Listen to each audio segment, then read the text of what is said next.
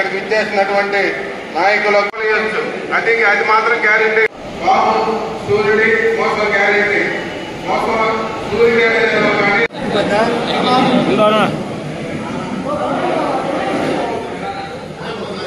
నరసమల్ల కొద్దిగా వెనకరా అన్న.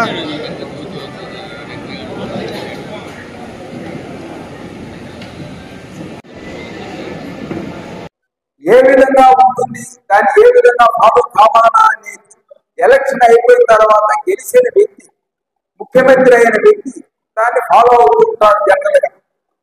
అయితే మాత్రం జగన్మోహన్ రెడ్డి ముఖ్యమంత్రి అయిన తర్వాత ఆయన చెప్పిన మాట ప్రకారం ప్రతి ఒక్కటి అమలు పరిచిన ముఖ్యమంత్రి జగన్మోహన్ రెడ్డి. అదే చంద్రబాబు నాయుడు ఆయన కూడా ఒక మేనిఫెస్టో రిలీజ్ చేశారు. ఆ మేనిఫెస్టో సూపర్ 6, సూపర్ 7 అనే పద్ధతిలో రిలీజ్ చేయడం జరిగింది. ముఖ్యమంత్రి అయ్యాడు, ప్రమాణ స్వీకారం చేశాడు. ప్రమాణ స్వీకారం చేసి అసెంబ్లీ లేకపోయిన తర్వాత 4 సార్లు ముఖ్యమంత్రి అయిన వ్యక్తి ఎక్కడి నుంచి వస్తుంది డబ్బు, ఏమి చేస్తాం, ఎలా ఇస్తాం అనే మినిమం ఆలోచన అనేది కూడా లేకుండా ఆయన ఆ మేనిఫెస్టోలో అటువంటి పథకాలు చెప్పటం అనేది ఎంతవరకు సమంజసం అనేది ప్రతి ఒక్కరు ప్రజలు గమనించాలి.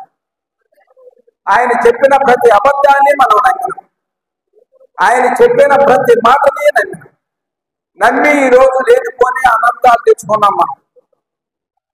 యాక్చువల్గా ఆయన అనేది ఏమిటంటే, నేను చెప్పేది అన్ని అబద్ధాలు అనేది మీకు లాస్ట్ 3 సార్లు నుంచి ముఖ్యమంత్రి అయినప్పటి నుంచి కూడా తెలుసు కదా, మీరు అది గుర్తుపెట్టుకోలే. నేను అబద్ధాలు చెప్పడం అనేది నా జన్మ హక్కు.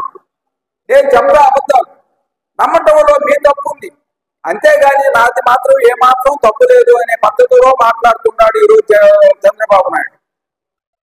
అదే కాదు, ఏ ముఖ్యమంత్రి కూడా, ఎంతో మంది ముఖ్యమంత్రులు వచ్చారు పోయారు, ఇటువంటి దౌర్జన్యాలు, ఇటువంటి కొట్లాట్లు, ఇటువంటి మద్దతులు, ఇటువంటి ఎప్పుడు ఎవరు ఏ ముఖ్యమంత్రి టైంలో ఎటువంటివి జరగల.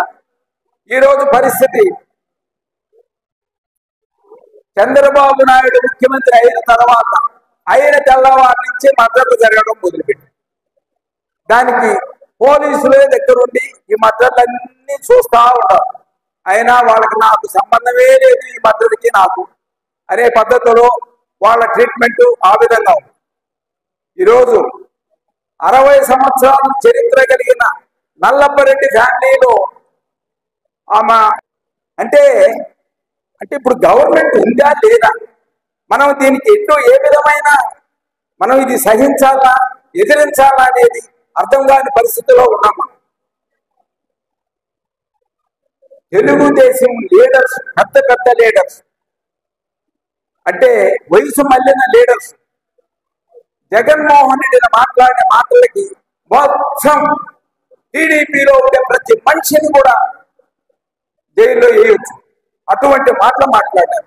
అయినా కూడా జగన్మోహన్ రెడ్డి ఎవరిని కూడా ఏ మాత్రం టచ్ కూడా చేయలేదు.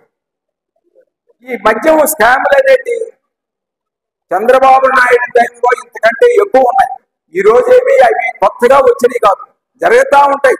ఈ రోజు అది పనిగా ఒక్కొక్కడి మీద ఒక్కొక్క నిందేసి తీసుకుపోయి జైలు వేస్తున్నాం. ఇటువంటి పరిస్థితి ఏర్పడుతుందనేది కూడా మనం ఎవరు కూడా గ్రహించాల. అంటే దీనిలో తప్పు మంది చాలా ఉంది.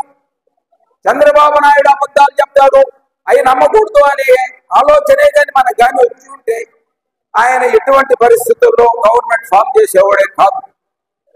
కాబట్టి మనకు ఏమైనా ఈ 4 సంవత్సరాలు మనం ఈ నరకం అనేది అనుభవించాలి.